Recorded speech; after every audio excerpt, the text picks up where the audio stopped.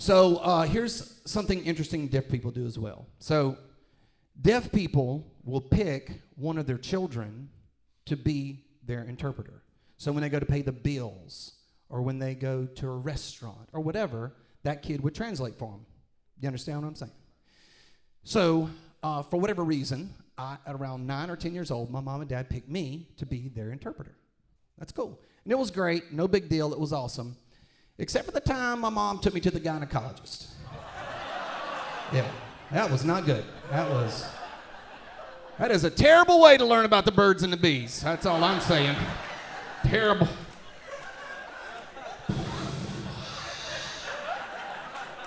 So the doctor said to me, he said, would you tell your mom, you know, she's got 6 kids. What in the world is she doing for protection? I said, Doc, I got this. I already know.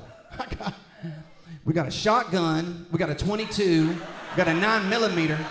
Dude, we got protection. We got that covered.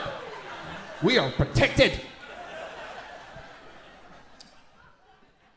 Now, the best thing about interpreting for your parents, you ready for this? Best thing, best part. I can say whatever I want. The only trick to this is I got to make sure that the response I get matches what's being said, right? Let me give you an example. I'm in high school. I get sent to the principal's office. In the principal's office, my dad shows up. The principal says, tell your dad you got in a fight today at lunch. So I looked at my dad and I said, I saved a boy's life at lunch today. He would have died. And he said, really? Really? Oh, what happened? What happened? You see how that worked? Nice. So I said, well, he wants to know what happened. And so the principal said, well, tell him you got in a fight over a girl. So I looked at my dad and I said, the boy got some chicken stuck in his throat.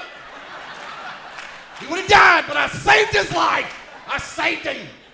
This is the most important part. You ready for this? So he grabs me on the shoulder firmly, and he looks at me, and he says, I am so proud of you. Proud. You notice this, what I'm doing right here. Proud of you. It is very fortunate for me that the sign for proud looks like somebody getting stabbed to death.